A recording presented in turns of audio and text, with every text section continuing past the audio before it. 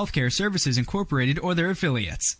The following program is a podcast1.com production.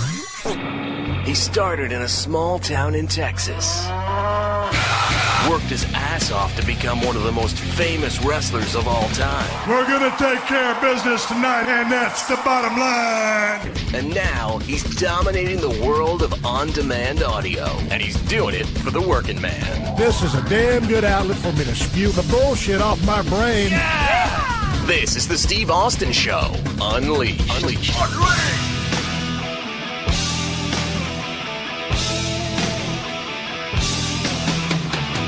All right, everybody, welcome to the Steve Austin Show. I am coming to you from the mean streets of Los Angeles, California. I am sitting here at my dining room table, and my wife is making a shit pile of noise in front of me. Hershey the Wonder Dog is rolling around hacking everywhere, and Moolah stole my wife's flip-flop, and she's rolling over. So if it sounds like a clusterfuck, it is. Kristen, how are you doing today? Fabulous. Hey, before I bring you in to pop this podcast, I want to give you a heads up on who my guest is today. I got Don Callis of New Japan Pro Wrestling World. He's a part of the commentary team. He does the color commentating along with Kevin Kelly. And these two guys have great chemistry, been laying down some good tracks. Check them out. Don was recently in town with New Japan Pro Wrestling as they worked Long Beach on July 1st and July 2nd. I went down to one of those shows. You heard some of my stories about that. Don came by the house here at 316 Gimmick Street, and we recorded 2 podcasts, the first of which you're hearing today. The second one will probably be played when I go into production at Broken Skull Challenge, when I'm a little bit short-handed and short on time. It was great to sit down and shoot the breeze with Don Callis. He's a guy that's got a whole lot of knowledge about the business, and going back to his WWF days as the Jackal, and when he was with Extreme Championship Wrestling as Cyrus, a guy could just light up a mic like it was nobody's business, cut great promos, real smart guy. Started off inside the squared circle, but I would dare say that he found more success outside of the squared circle as a manager and as a commentator. So he's been very successful doing that, and also he hosts a podcast along with his longtime friend Lance Storm, and the name of their podcast is called Killing the Town with Storm and Cyrus. I'll read the little paragraph they have on the podcast1.com page. They have been friends for over 25 years and traveled the world of professional wrestling, from Canadian independence to Japan, South Africa, Europe, WCW, WWE, and their time together in ECW. They hate wrestlers who don't work out, bad booking, too many high spots, and Disco Inferno. They enjoy being the smartest guys in the room, playing cribbage, squash, and sycophantic stooges, and yes men, and when absolutely necessary, killing towns. Killing the Town with Storm and Cyrus is the first true PhD class in professional wrestling booking, business, and backstage machinations. Get ready for some serious intellectual intercourse with Killing the Town every Tuesday on the Jericho Network on Podcast One. I listened to a couple of podcasts, Lance Storm and Don Callis. It's a good thing they've been friends for such a long time. They crack on each other pretty good. They got great chemistry on the show. They break down the business of pro wrestling and have a lot of fun. I enjoyed listening to a couple of the podcasts. If you've never heard their show before, go to the Podcast One website, look under the Jericho Network, and you will find Killing the Town with Storm and Cyrus. Give it a listen. Before I bust into my conversation with Don Callis, I'm sitting here across the table now finally from my illustrious wife, Kristen, who's just dying to tell some stories. And I'm glad she's dying to tell some stories because most times gets all clammed up on the horn. How are you? I'm great, but I'm not dying to tell stories. Well, you said you'd help me out. Well, I thought it was an interesting story. Well, what's the interesting story about? Well, the other day when you went out to put the trash out, you noticed that the electricians and the plumbers, or the painters, put all their trash in our green trash can that's meant only for lawn clippings, etc. So you had to spend an hour taking out all the garbage and putting it in hefty bags alongside of our house. I tell you what, there's one thing I can't stand is when the sumbitch puts all the shit from painting the house over there into my green trash can. In the Los Angeles trash system, the brown can is for regular garbage.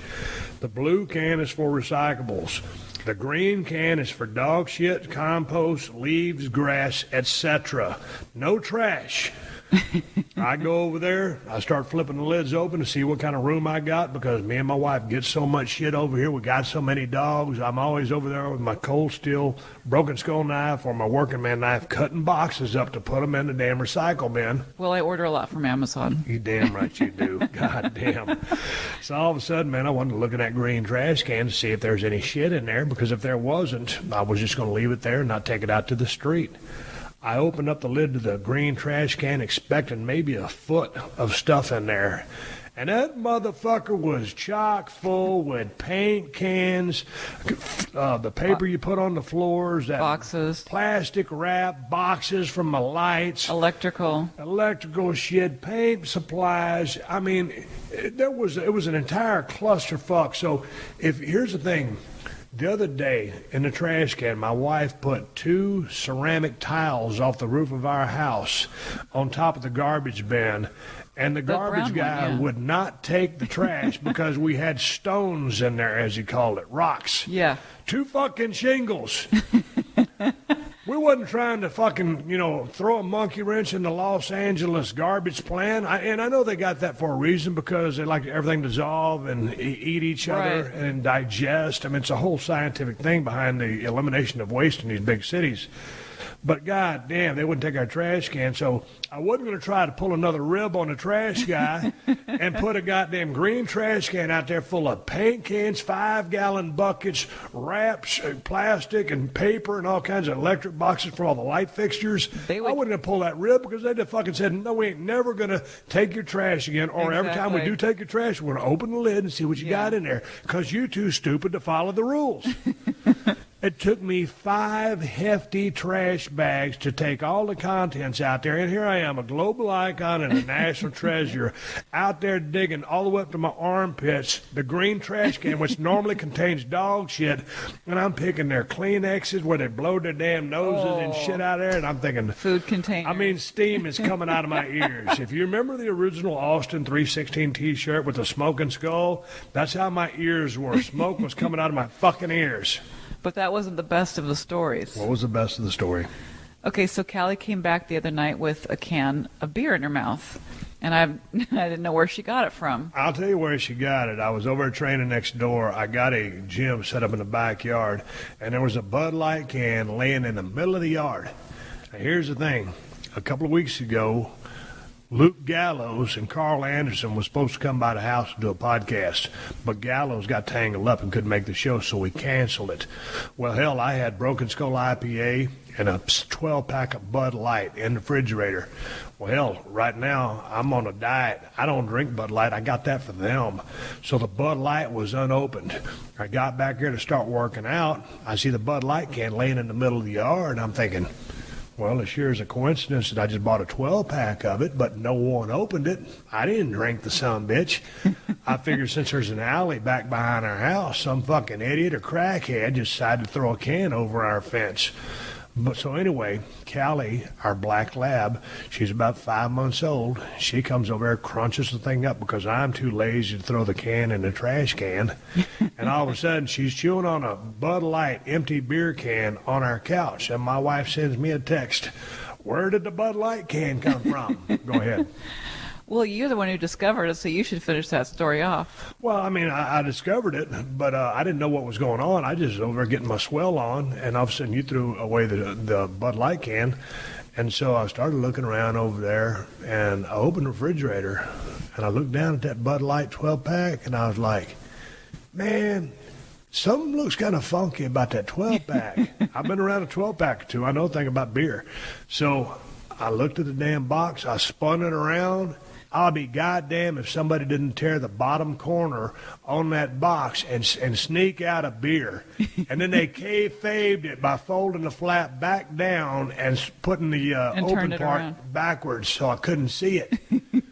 Because I had looked initially, but didn't pay it no mind because I figured no way someone would come. No way someone's going to bust into my refrigerator and steal none of my beer. Well, this beer was meant for the 2 guys that were coming over, Gallows and Anderson.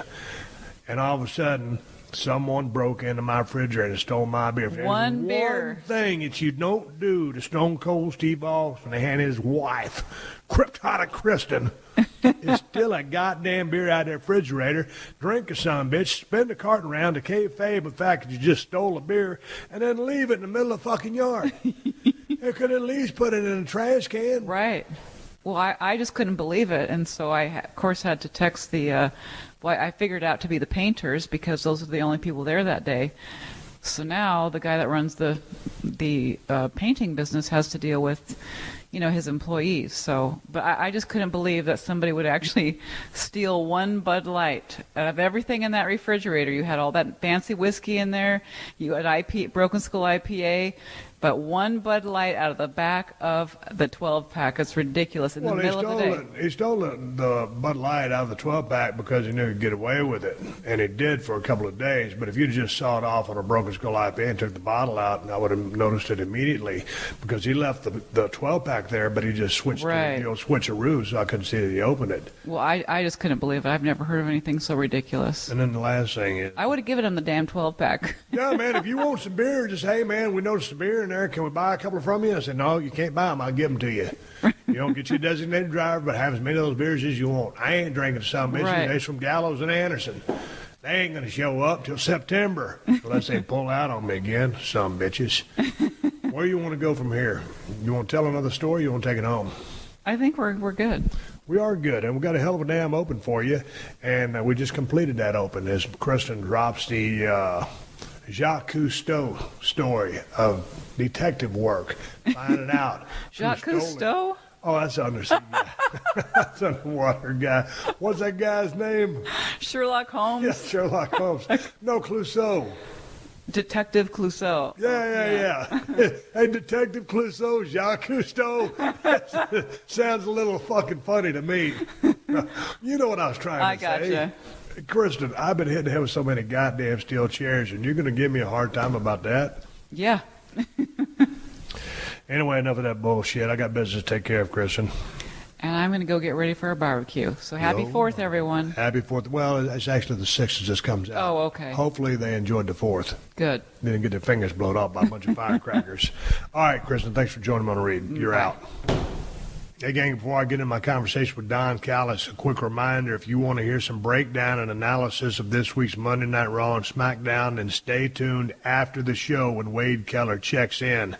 You're going to continue to get the full Steve Austin Show podcast. Wade will come in after the close, and we'll touch base and see what's going on in the world of professional wrestling. Anyway, one more time before we get to my conversation with Don Callis, let me get to another close friend of mine. I'm talking about my former roommate, my close personal friend, my compadre, mi amigo. We got to take care of my good buddy Diamond Dallas Page.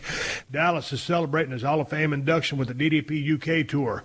You can join in on an inspirational Q&A and conversation with DDP in Glasgow, Manchester, Birmingham, and London. And this event will also be offering autograph and selfies with Dallas. If you saw Dallas's WWE Hall of Fame speech, you know that Dallas can tell some inspiring stories. And I'm telling you, Dallas is going to have you so motivated you're going to feel like you could run through a brick wall. And a lot of that time you'll be laughing your ass off. Dallas will be kicking off his Hall of Fame UK tour September 2nd and 3rd at the Fanatic Expo at Harrogate, Sunday at 5 p.m. You can also experience a DDP yoga workshop at this event. You can bet it will be DDP's inspiration meets perspiration. When you get around Dallas in a situation like this, you're going to get the very best of DDP. His inspiration is infectious because Dallas really does care about you, and he wants to see you hit your goals. He actually walks around and introduces himself to everyone and closes the workshop out with everyone getting a personal selfie. You can catch other DDP yoga workshops in Harrogate, Glasgow, Newcastle, Manchester, Birmingham, and London. So go to ddpuktour.com to reserve your spot and find out all the details. Now, if DDP ain't going to be near you anytime soon, then get yourself the DDP Yoga Now app.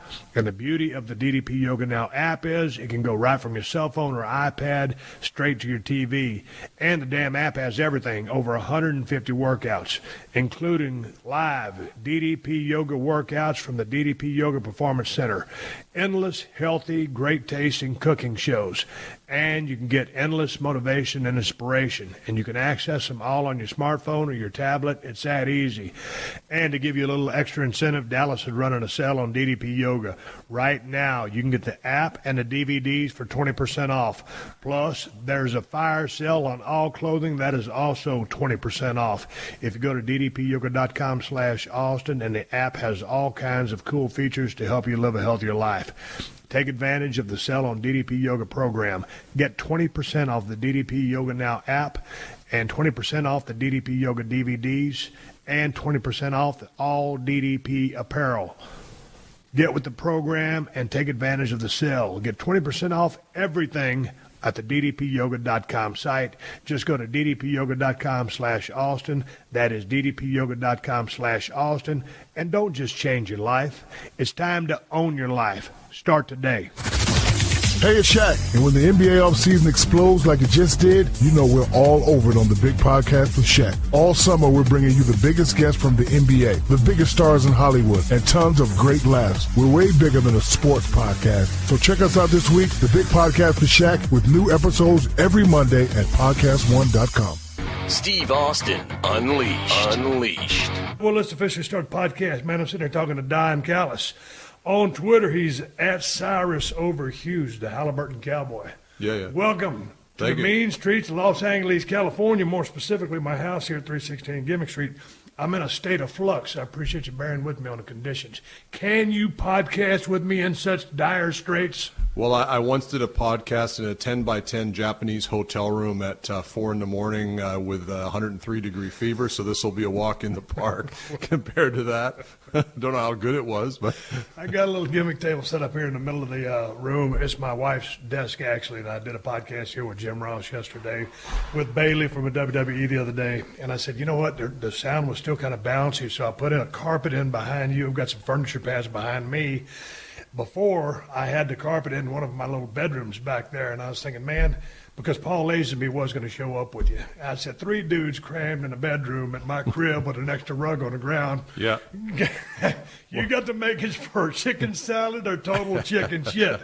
So I decided to convert over here. Yeah, well, and Paul's had some flight challenges, and knowing his temper, it's probably not going well. He may have been arrested. I called the pilot to see if I could get to the bottom of the situation. They said he was all gimmicked up, and I don't know, like 24A, something like that, unless he got the free upgrade. I slipped. I PayPal the pilot 100 spot. Right, yeah. Don't know if it helped him out, but I tried, Paul. And then they said some ex-MMA guys chewing on somas in business class, trying to make them work a little quicker. If you're going to do something stupid on an airplane, might as well do it and pay some lineage and respect to the history of the boys. Dude, yesterday I flew United for the first time since I was in the wrestling business a million years ago. And so I paid for and received an electronic boarding pass for an aisle seat. I got to the plane, and they had switched me to a middle without asking me, talking to me, anything like that. So I kicked up a bit of a fuss, and then they said, well, okay, no, we've got you a nice aisle seat, go sit. So I go sit down. I'm like, oh, this is great. Doesn't recline. They gimmicked me. And I had a bad neck, so for no recline is really hard for me. Then they lost my luggage. No Wi-Fi on the it was horrific. So I'm using Twitter to harass them. Yeah. And I was on your Twitter account. I saw you vociferously voicing your complaints. Yes, well, I think you have to do that. One of my Twitter guys said, he goes, this is what you do. He said, tag this consumer reporter, and he goes, United will reach out to you, and they'll try to make amends. So we'll see. We'll see what happens. I used to fly United all the time back and forth to San Antonio when I had a place out there, and I never really had any bad luck. Neither did I back in the day. It just seems like it's different now. But you know what, these days, how old are you? 49. So you're still a youngster. I got you about 3 years. But, back in the day, nothing but a thing, because traveling is what we do. But, man, I tell you what, when you get the old switcheroo, the bait and switch or whatever happens, and things go awry, I don't know. Maybe I'm not spoiled. I'm just so cantankerous. If they tell me this is how it's going to be, I expect that's how it's going to be. Yourself. I don't hope that's how it's going to be. I expect it to be like that. All of a sudden, you got a seat that don't recline. I'm like you, bad stack of dimes. Yeah. What happened to your neck? Almost broke it in South Africa. We were wrestling outside in a tennis stadium, 10,000 people. Can I interrupt your story? Sure. I just got a text. My prescription is ready at Walgreens. That was in tribute to Paul Lazenby. We got to bust his chops. Let's get Paul to pick it up for us. He might get into it, though. We got to bust his chops. Lazenby, your ears are burning. So there you are in South Africa. Yeah, so it had rained, and the ropes were real slick. And I was working a guy, big crowd, it was really cool. And that place, everyone thought it was a shoot. So you had to be careful you didn't do too much because they would riot. And so the ropes were slick. And What year was this? 94. Damn, people are dumb in 94. There's no. I love it. Vince had no TV. Gotcha. So just to give you an example of how not smart to the business they were, Bad News was on that trip with me, and he wrestled the local hero and put him over clean 1, 2, 3 in the cage to end the tour. Bad News put the guy over. Put him over clean. Okay. No questions asked, clean 1, 2, 3, because he knew how dangerous it was. The fans still rioted and lit the cage on fire and wouldn't let him out. He almost died. Tell that story. They were throwing chairs and stuff. Yeah. Like okay, they're just nuts. If the local hero won, Bad News doing the favors clean, what are they bitching about? They're anyway, crazy. Back to your match. So, the ropes are slippery. So the guy I'm working with. Who was it? Jason Anderson. He was a Calgary guy, a good worker. And I don't know why in the hell he called a sunset flip for me, because I was always a heel. And I hadn't done a sunset flip since, because if you're a heel, you're not doing sunset flips. You're taking a lot of them. Rib behind it. They'll pull the trunks down spot. So, which I would have been fine with that. So he calls a sunset flip. I'm like, geez, what the hell? And I actually, instead of hitting the ropes like I normally would, I'm thinking how I'm going to do this sunset flip. So I wasn't looking You're thinking that hard how to do this sunset flip? I am, because I don't want to screw it up. It's my first international tour. So I hit the ropes, and they're real thin ropes, and they're real slick with rain. And I slipped through the second and third, and it cracked me the back of the neck. And I kind of blacked out for a second. And then I woke up. I'm like, oh, man, my neck is screwed. Finish the match, go back. And Jerry Morrow, who was a salty old veteran, he says, and he's like real French accent. He's like, I fix your neck for you. Come here. I'm like, no, Jerry, he trained in Japan the whole deal. One more time with that. What'd he say? He trained in Japan, so he goes, hey, come here, boy. I fix your neck for you. Don't be a pussy. So I didn't want to say no, and I half believed him, right? So he has me lie down on the floor. How many years were you in the business? Like 2 or 3 at this time? No, God, no. It's sad to say 94. I've been in the business 4 or 5 years. Okay, so go ahead. Now, and this guy had helped train me, and I know he fixes people's necks. I've seen him do it, right?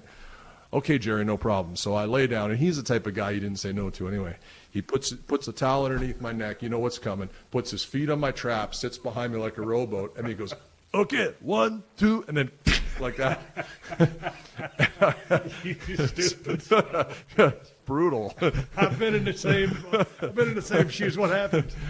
So did you shit yourself? I did not feel better. And then that was the last day of the tour. So the next day I had a 23-hour trans back to Winnipeg in economy class. So I'm all crunched up. By the time I got to Winnipeg, I went to the gym the next day. I couldn't curl a 5-pound dumbbell because I guess the nerves had been impinged.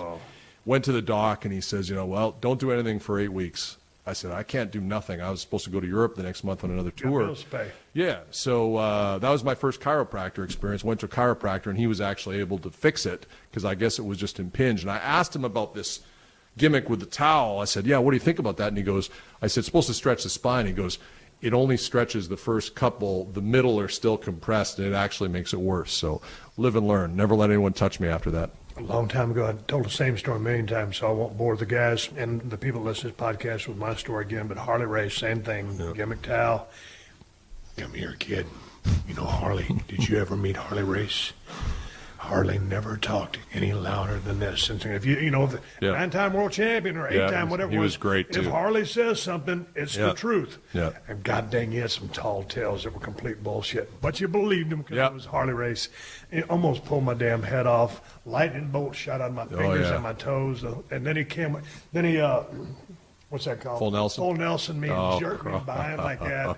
And I was like, God damn, just send all the boys to the ring, stomp the shit out of me. It's going to feel a lot better with Harley Race. And then the whole time he's got this cigarette like this, they'll put it on the edge of the table. Yeah. While he's working on you, you mentioned the name Jerry Morrow. Yeah. And I keep hearing this guy, And when I hear him mentioned in his very high regards, you say he's one of the best workers you've ever seen. Best worker you've never experienced or heard of.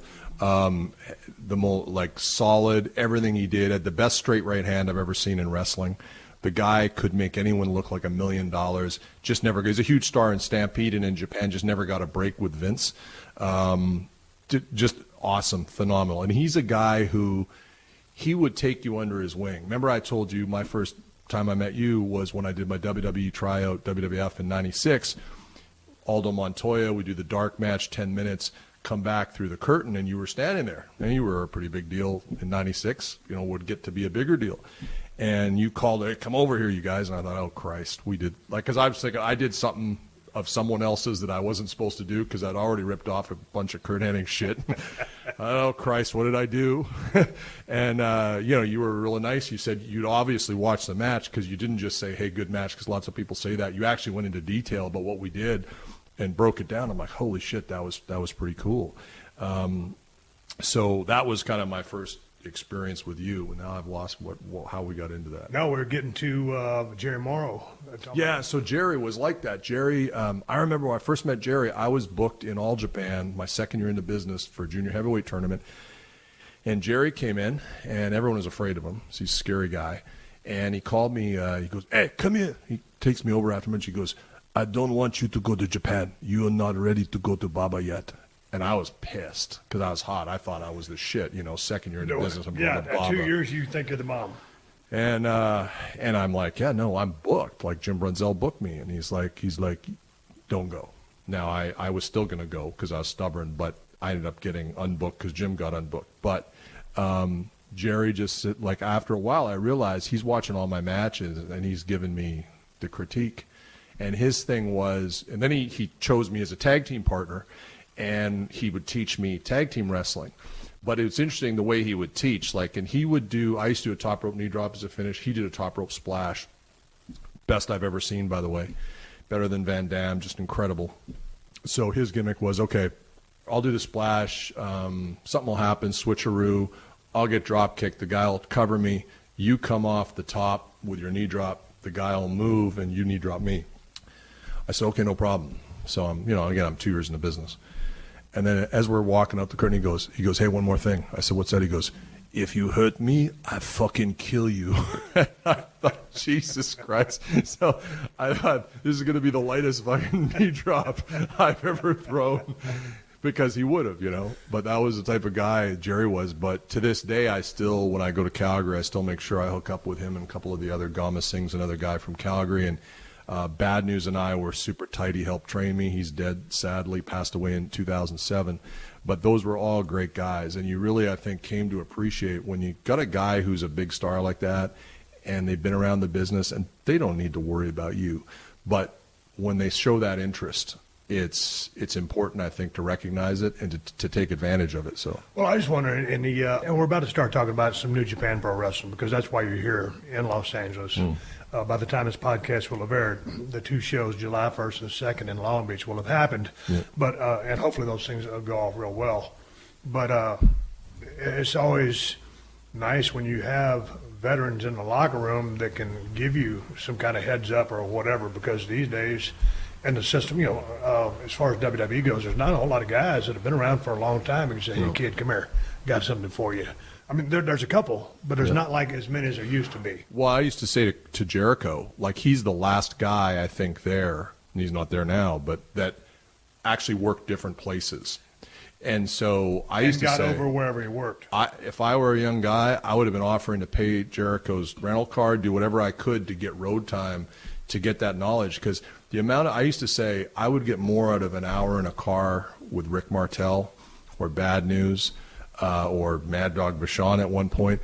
You would learn volumes in an hour or two in a car ride, stuff that you'd never learn by having 500 matches with guys at your own level.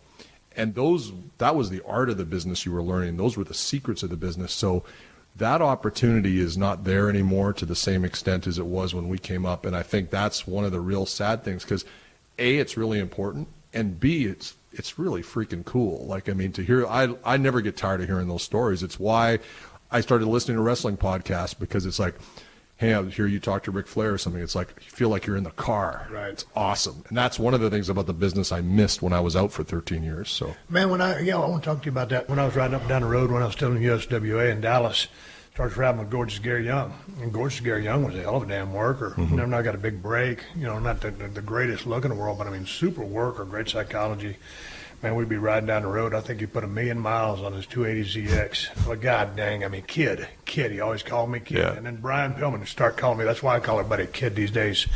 But, man, he dropped so much knowledge on me. And, Skandar Akbar and Bronco Lubitsch, heel manager and referee, just riding up and down the road. When I heard that you had formed a tag team way back in the day with Rick Martel, man, I used to really enjoy Rick Martel's work. great worker. So what did you learn from a cat like that? So I had the benefit of working a program with him in Winnipeg because we had real strong TV in Manitoba. Now, what federation is this? It was first called WFWA, West 4 Wrestling Alliance, and then Tony Candela, who's like an Italian Stu Hart, basically.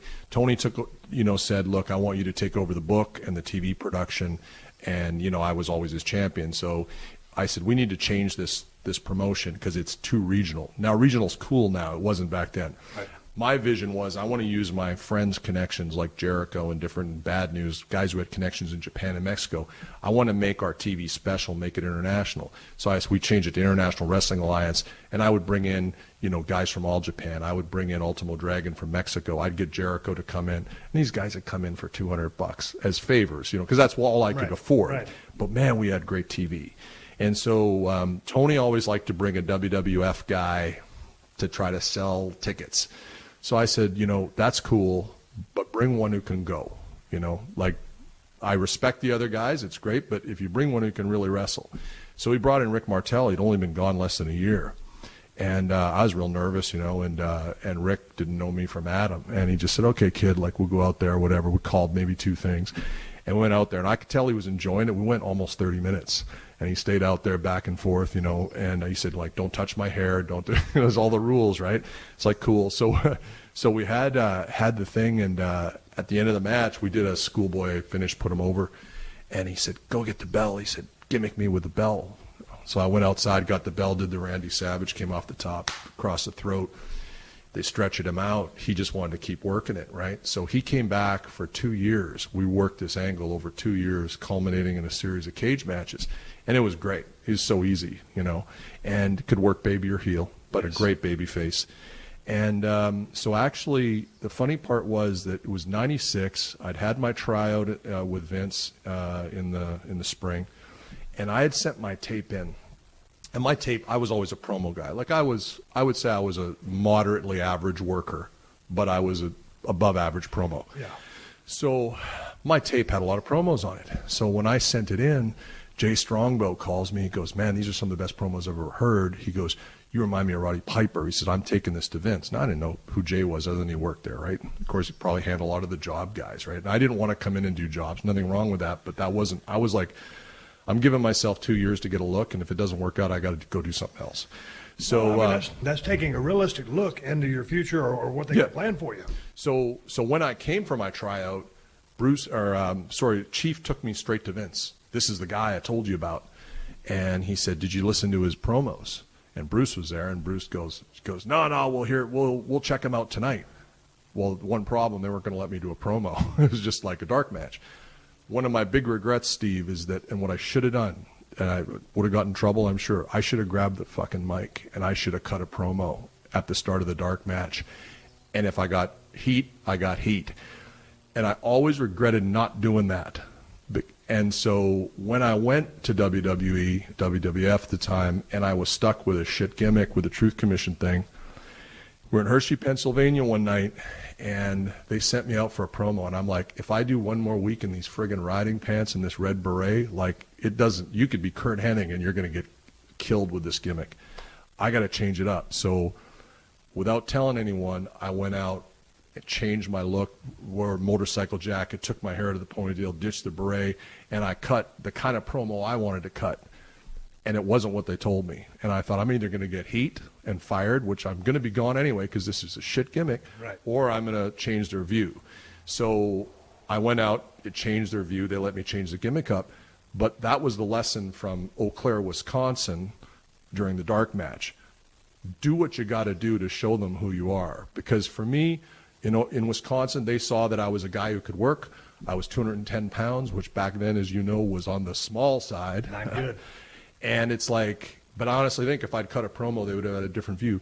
So coming off of that now, I've told this story before, but I went and saw our boy called Carl DeMarco in WWE Canada. He watched my tape, said, you should try to look more like Ultimate Warrior. And I said, you mean like tassels? And he said, no, like his body. And I said, well, that's nice. Who told you this? Well, Carl DeMarco.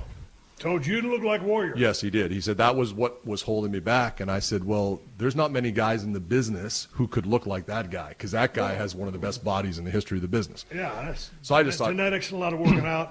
So at that point, I was very close to just quitting the business, because I went, if this guy's the president of WWE Canada and he's telling me this, and he has no clue, he's never been in a gym, I have no hope in this fucking business, right? So I went home, I was really pissed off, and then he called me a week later and he goes, hey, guess who saw your tape? And I said, I don't know, Carl, like what, Ultimate Warrior? And he goes, no, Bret Hart. Bret Hart loves your tape. He wants to meet you. And I was so beat down in this business by that point, I went, Bret Hart, the promoter, the guy from Florida? And he goes, no, Bret Hart. So that started my relationship with Bret the Hitman Hart. And Bret just said, you know what, I can get you booked. You're not too small. You're same size as Sean. Don't worry, just keep doing what you're doing. And Carl then called me and said, I want to put you in a tag team with Adam Copeland, who would later become Edge. And then, like, when it rains, it pours. A week later, Ricky called me right before Christmas, and he goes, hey, Don, I'm thinking I'm going to come back to the business. You know, I said, hey, good for you, Rick. You should come back. You're awesome. You're only 38. He goes, yeah, but I want to do a tag team. And he said, I said, oh, cool. And he goes, I'm thinking Tito or something, you know. And he goes, no, I want it to be you. And he goes, because you got a good look. I had the long hair back then. He's like, you know, I think it would be good. You're a great promo. I'm not a good promo. He goes, and I just blurted out. I went, we'll be the supermodels. It just came to me. And now to do that gimmick, although there's guys kind of doing that now. Right. But in the 90s, the supermodel thing would have been a heat-seeking missile. And so we went and met Vince, and which was cool for me, right? And that was the nice thing about going in with Rick, and I kind of chose that path over doing the Bret Carl DeMarco thing. Met Vince, and Vince is like, yeah, August 14th in Atlantic City, you start. We're going to shoot you guys on the beach walking around in a couple of thong bikinis on the beach. And I'm like, okay. And I was pumped. And then, you know, Ricky was like, said to me after, he's like, I'm not wearing a thong bikini on the beach. I don't care, you know, blah, blah, blah. But Ricky wanted the guarantee, and Vince was not given too many guarantees at that point in 97. Certainly wasn't offering it to us. I could have cared less. Was my dream to go there. And then Rick ended up through Piper with WCW and kind of said, look, I can get you in there and get a look, but they don't want tag teams right now. And I just said, you know what, like, I don't see me getting an opportunity to use the microphone in WCW with all the cats that were there in 97. I'm like, I'm going to go back. I'm going to go to Vince because that's my dream, and that's kind of the route that it took, I guess. Well, what happened when WWE wanted you to move to Connecticut? About 3 different times. Yeah. But you said you felt uncomfortable with it.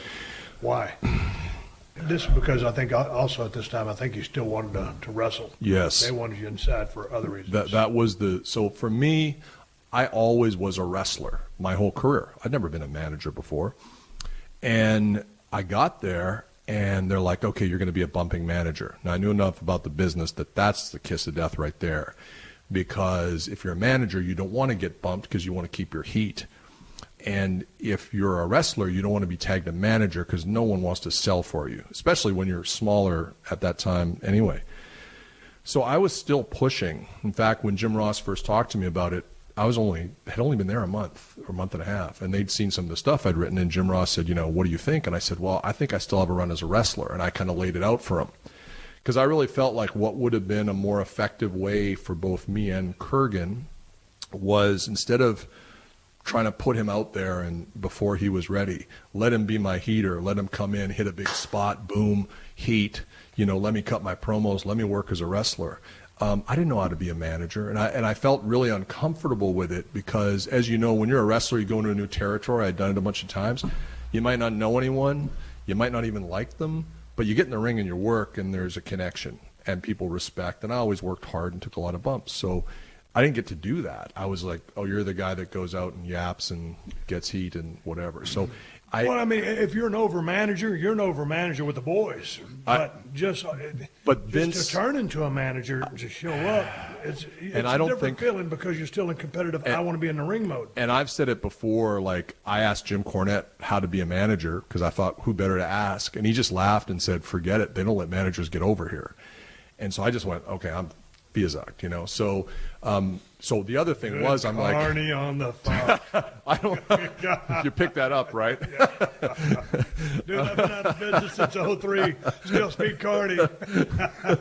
It's the Carney version of Unleashed Jesus today. Christ, the Halliburton Cowboy trying to throw Carney by me like I'm not going to guess it. Where were you? Continue on. Dude, I didn't. One of the reasons I liked the wrestling business so much was I liked the lifestyle. I didn't want to be in an office 60 hours a week. And I was like, okay, I'm going to move to Connecticut. I'm going to be sitting in the office, blah, blah, blah. Yeah. Now, maybe, given the fact that there weren't that many people writing TV at that time, that would have been a smart thing for me to do because I would have gone in on the ground floor. I just wasn't feeling it and didn't want to do it. But I think I said no to it 3 times, and you know how that goes. I mean, they don't like it when you say no. I also said no 3 times to getting a haircut, which just makes them want to make a point and get you to cut your hair even more. So, you know, and I wasn't trying to be difficult, but I was trying to kind of do what I felt was the best thing for my business and theirs. So, yeah, so I never moved to Connecticut. You mentioned lifestyle on the road. What was the lifestyle on the road for you? Because you also mentioned, you know, in some of my readings about you, when you traveled with Lance Storm for about 1.5 years, and you said the dry Lance years. Storm, and we both love Lance Storm. He's great. And I know he's one of your best friends. But he said he's one of the most boring human beings to travel with in the world because he works out, he does his diet, and he goes to sleep, and he does this. What was your lifestyle on the road? Did you get into the partying, or did you drink back in the day? I drank. I mean, not to excess, but my thing was like, to me, I'm wondering about what's going on in your head because I was watching on YouTube some of the promos you came up with, and we'll talk about the one when you descended from the rafters and the gimmick. You talk about that on the Chris Jericho podcast, and your podcast with Lance Storm, Killing the Town, is on the Jericho Network on Podcast One. But thank you. I always wondered where a guy like you comes up or formulates some of the shit that comes out of your mouth. I mean, high-level stuff. I mean that as a compliment. Yeah. So I'd always been like that cocky heel promo guy. And then when I went to Vince, it was like, okay, now you're this guy, you're a cult leader. Well, actually, no, they didn't tell me that. They made me into like the sergeant at arms. And I said, I got to change this. I got to figure out why these guys, these 3 giants that I got, why are they listening to me? That's the mind control thing. And that's where I went to the cult leader thing and the Koresh thing, and I came up with that. Did you study the cult leaders? A little bit. And go back not in depth. Go back, but I know. But you told a story on the Chris Jericho podcast, so check out that podcast with Don Callis. But I don't want you to relive that. No. Did you research all these guys? Or? I did some research, and I used to pull quotes about stuff that I could use to make myself sound more intellectual than perhaps I actually was. How intellectual are you? You got an MBA? Yeah. And you went back to college to go do this? You just came out of wrestling. People sitting there watching you. Hey, dude, what are you doing here? We was watching you on TV. I felt like such a mark because there's 18-year-old kids. Brother, humbling. I'm sitting there with my long hair and my suntan and all these 18-year-old kids with my gimmick Biazag and rattling as I walk. And the kids are going, hey, that's Cyrus from ECW. What are you doing here? And intro psych because I had to retake some shit because I'd failed it in school. And it was really humbling. And the other thing is, it's like, in wrestling, and I don't say this was the case, people thought I was smart. They were like, oh, he's a smart guy, blah, blah, blah. But all of a sudden you get in this MBA program, and I'm the dumbest motherfucker in the class, or I feel that way, and I always felt like I had to fight the wrestling, quote-unquote, stigma in my head. The really interesting thing is I used to think wrestling would not prepare me for anything doing an MBA or anything in my business career. Exact opposite is in effect. First off, when people do recognize me from wrestling in business, it's a huge positive because it's an icebreaker. And they're like, oh, that's so cool you did that, blah, blah, blah. Secondly, all the stuff, we call it working or whatever you want to do or getting yourself over, that's like the most important skill to have, I think, in life and in business. And working means also understanding how to deal and interact with people. So wrestling had taught me so much about getting on with my life and figuring it out. But the actual choice to leave the business in 01, was incredibly difficult because it had ECW had gone out of business. Bischoff was fixing to buy WCW. I had a deal on the table to be the color guy for Nitro. And at that point, it's like it literally all fell apart in a day. Like Bischoff's deal fell apart, ECW is closed, and I'm like, wow, I have nowhere to go. And Jericho's like, well, I can get you into WWF. And I'm like, I got no leverage now. So I'm thinking, I got a tough decision to make. Do I make it at 33 or 43? And I did not want to be the guy with thinning long hair walking through the mall and people going, hey, that guy used to be on television, you know? So it was really humbling and it was hard. And I think wrestling got me through my MBA because I figured, I don't want to say figured out how to work people, but, you know, I figured out how do you make your alliances? How do you talk to this prof or that prof?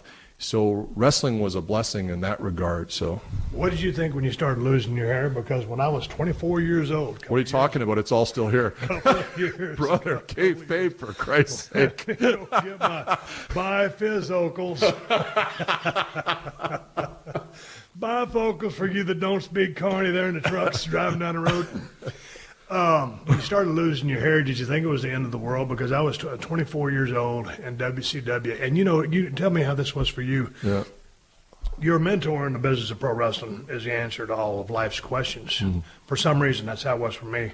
Started losing my hair, you know, back in the day. Long hair was professional wrestling. It was. Dude, if you didn't have long, bald was also a look. Yeah. It worked for some people. I never thought it was going to work for me. Mm-hmm. I had a head full of beautiful blonde hair. Worked out okay. Yeah, worked out okay. But I started losing my damn hair, so I called up Chris Adams. I said, hey, Chris, I said, I got a question for you. Yeah, Steve. It's a horrible English accent. Don't ever attempt that again. So I said, hey, man, I'm starting to lose my hair. He said, that's badass long hair. I said, what do you think I should do? Well, fuck, Steve, I don't know. So like I hung up the phone. Yeah. Here's my mentor, the guy that broke me into business, the one with the answer to all of life's problems. So I thought, you know, fuck, what am I going to do? It turns out all right, but you know, when you started losing your hair, what did you think? Hey, I remember the exact moment. I went to Hair Club for Men and everything. I started talking about hair plugs and shit. Oh, yeah. Someone just recommended that I go get a non-surgical treatment, which is basically an advanced weave. And I'm like, are you really telling me to get a hair weave? And he's like, oh, no, they're great now. And I'm like, I don't know. I see them cats swimming in a swimming pool. Come out, there's some pretty chick over there. I'm like, shit. So, homie, don't play that shit. I think so.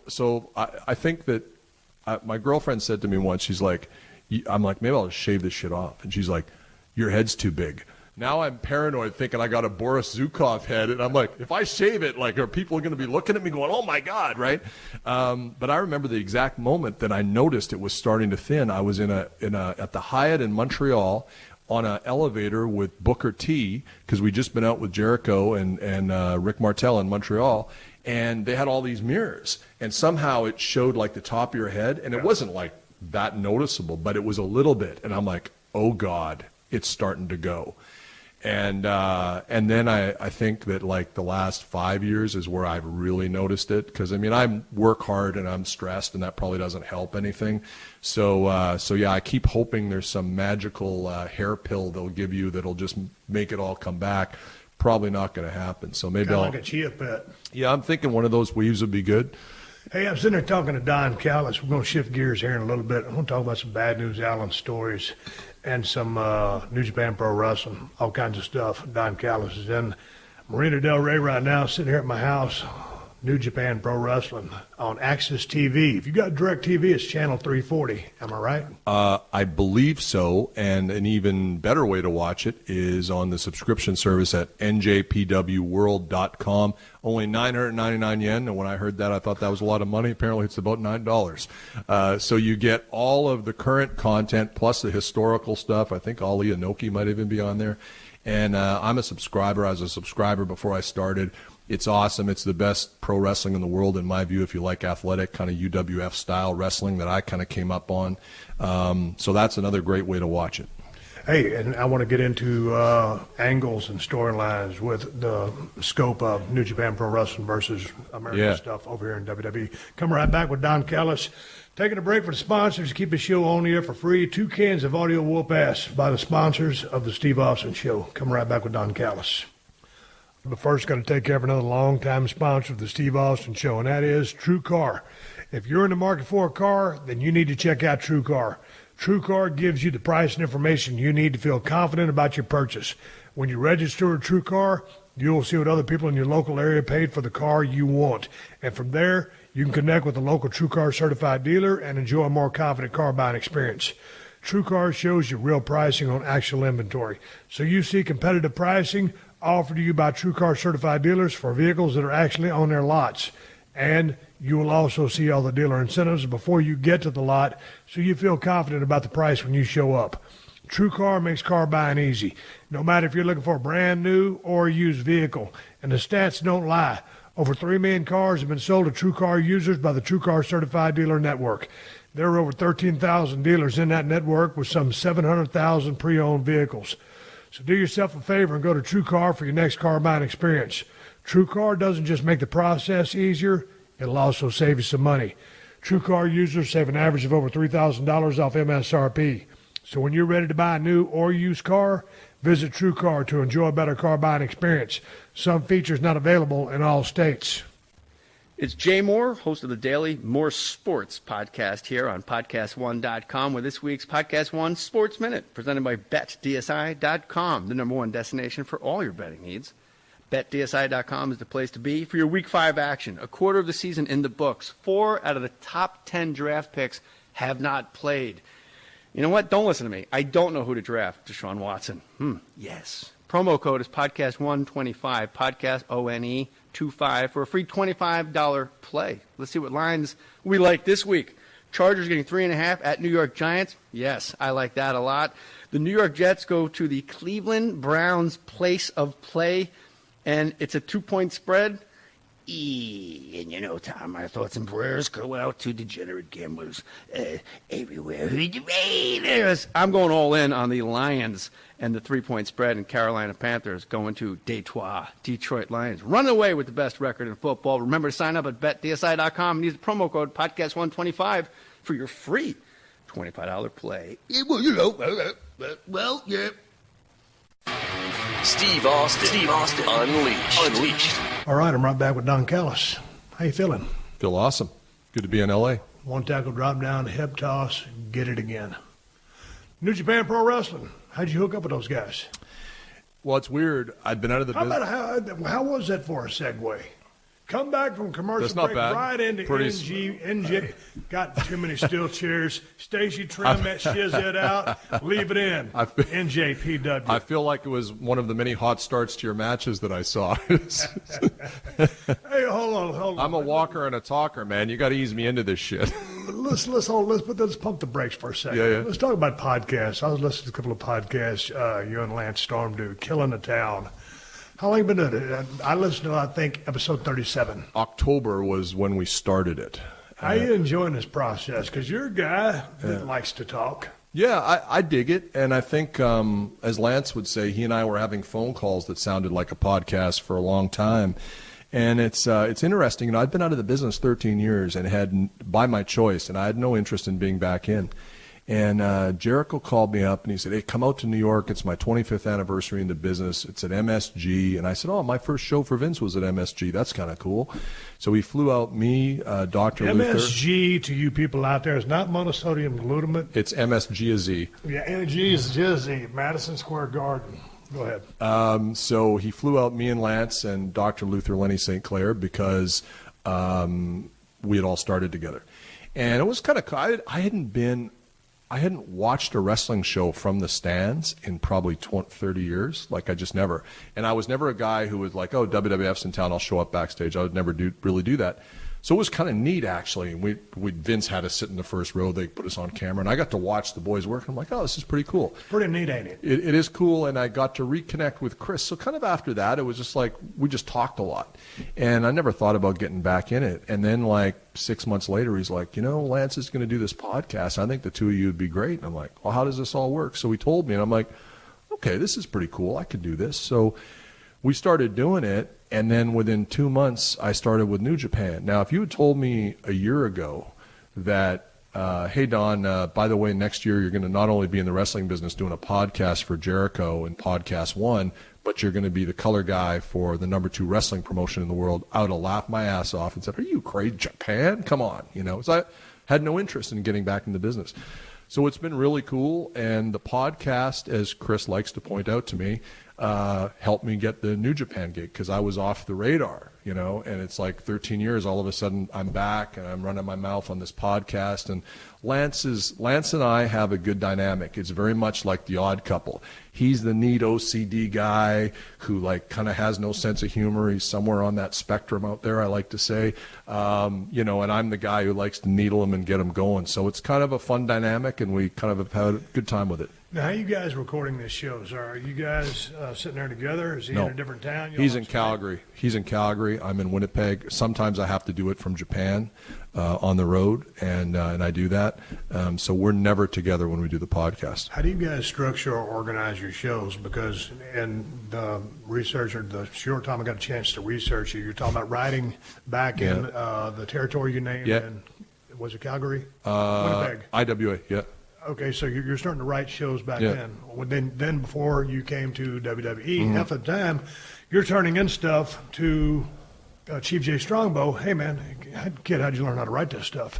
So my question is, with your television background that you just got into, how prepared are you for your shows? I mean, you writing this shit out, you faxing Lance stuff, say, hey, Lance, here's what we're talking about, here's what we're doing. So mostly it's Lance that comes up with topics, and because people send him emails, and then he'll just basically say, here's what we're doing, and he trusts me just to be able to kind of wing it, which I'm more comfortable with.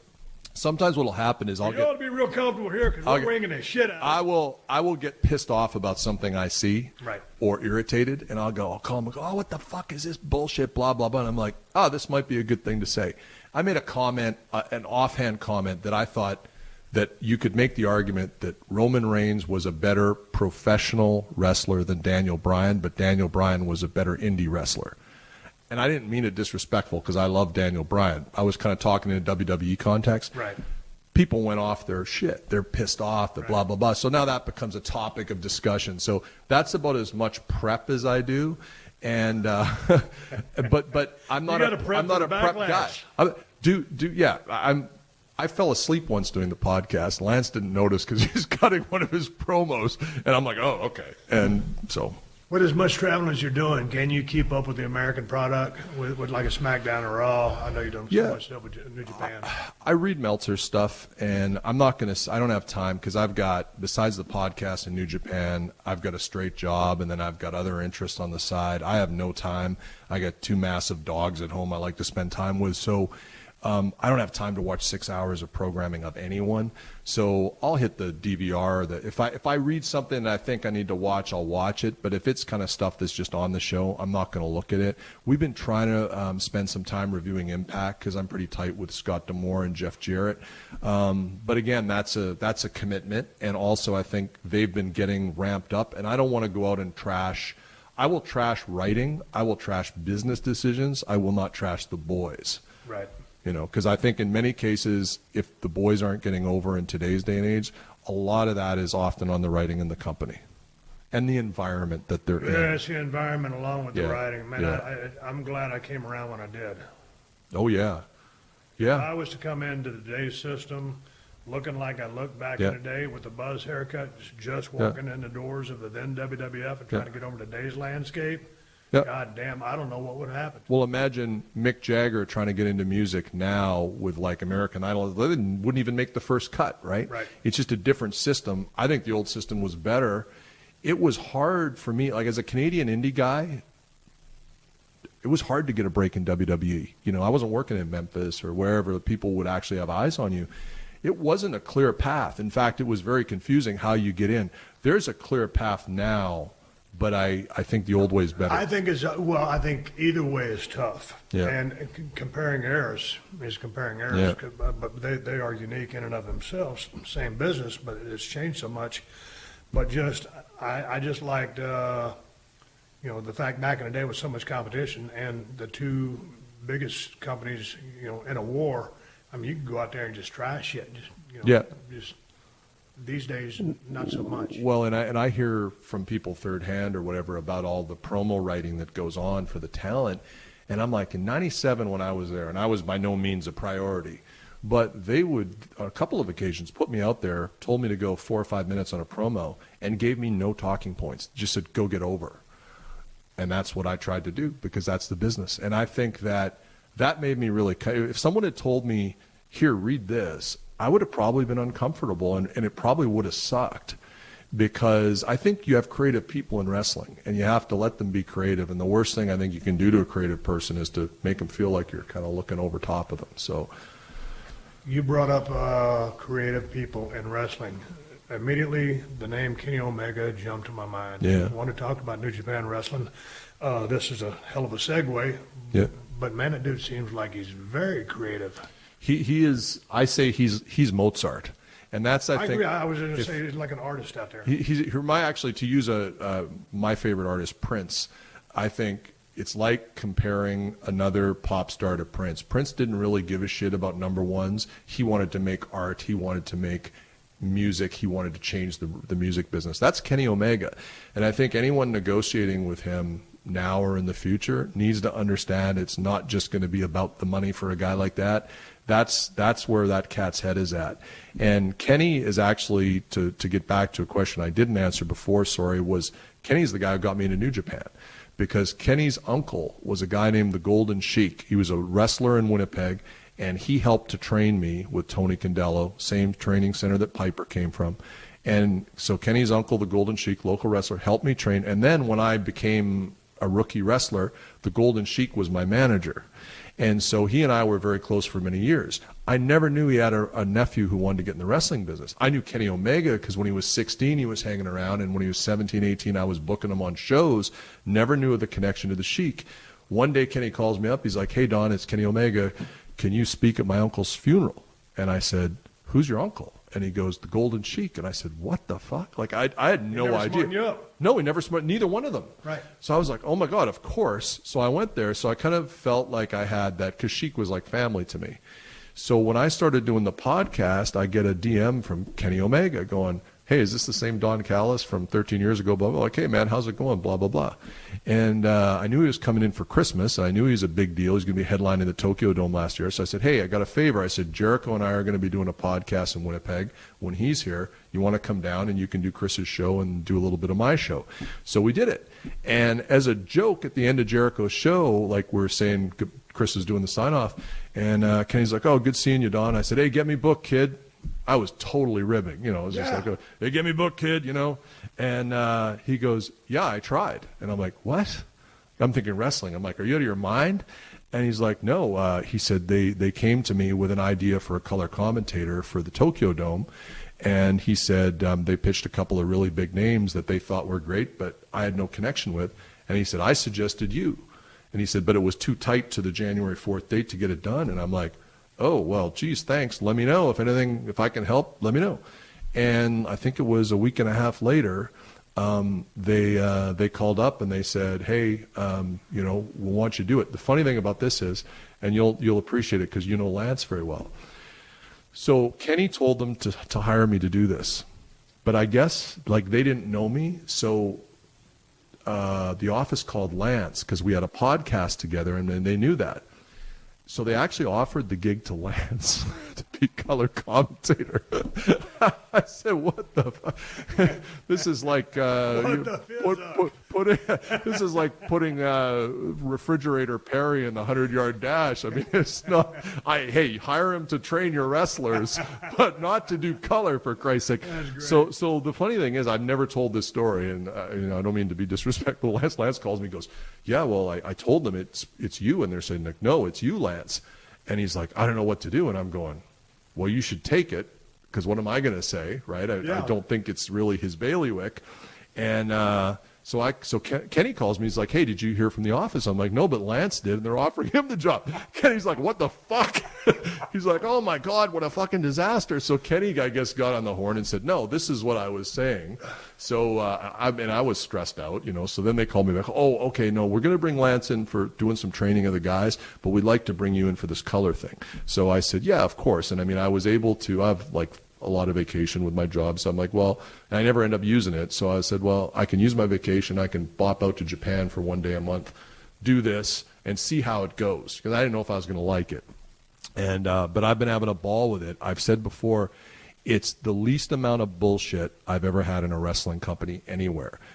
They do what they say when they say they're going to do it. Sometimes there's a bit of miscommunication because of the language thing, but I've found I've been able to straighten that out. And other than the trans, but I see now for me as I get older, getting on a plane is relaxing because no one can reach me. I get a little quiet time. So it's been pretty cool that way. So, but it was all from Kenny. So, but that's pretty cool that Lance was as cool as you. Well, you guys handled it when you thought that the job offer was coming. Lance gets it because of the switcheroo again. Yeah. Coming back to as I like to say, Lance, I can't believe you actually thought you could do it. but he's arrogant enough that he figures he could, you know. Jesus Christ, we're killing the town here. But Kenny is, I'll say this, and I'm not just saying this because of all the stuff I just said. I think, and I love AJ Styles, I think I was the first promoter to bring him to Canada. Kenny Omega is the best performer in wrestling today in terms of both being a complete package and certainly in terms of his in-ring stuff that he's able to do. I have not seen anything like where he is right now in the last however many years in wrestling. And, you know, you can't necessarily compare eras. But to me, he's like, when he turns it on, it's like when Shawn was wrestling.